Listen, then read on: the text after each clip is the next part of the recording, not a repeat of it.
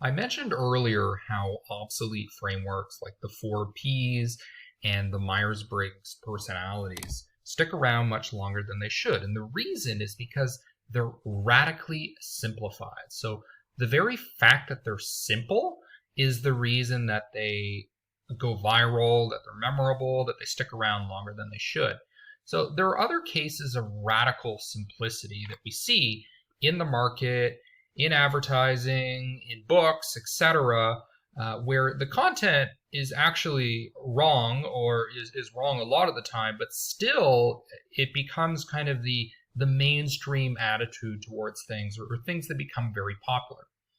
A great example is this guy, Simon Sinek.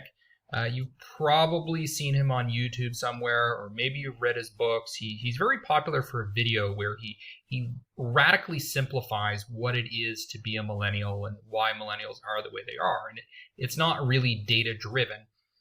And he makes these radically simple statements. So here's an example. You don't hire for skills, you hire for attitude. You can always teach skills.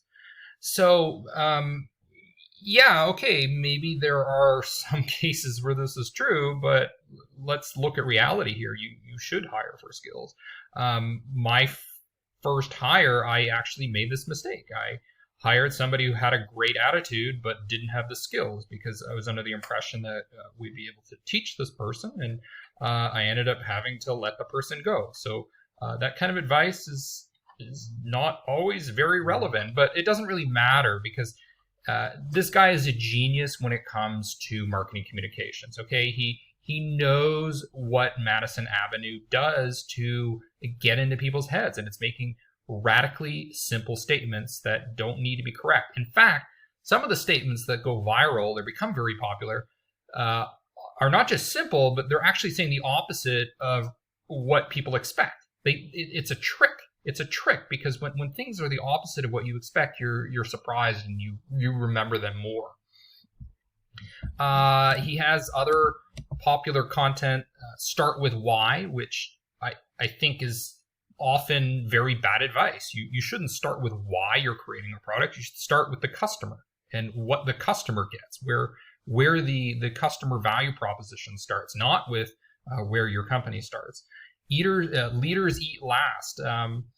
Okay, yeah, maybe there's cases where that makes sense. But my point of doing this is not to criticize Simon.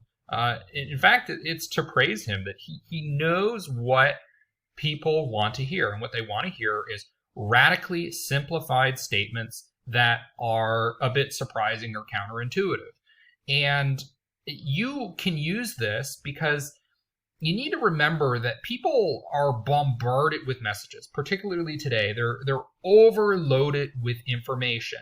So in competitive markets, especially like entertainment, the way that you stand out is through radical simplification. Now, if you're in a non-competitive market, you're in a super, super niche, you don't necessarily need to do that. You don't need to come up with some radically simple thing to kind of bust through the clutter. You can do a more sophisticated, informed, data-backed statement or headline to get attention.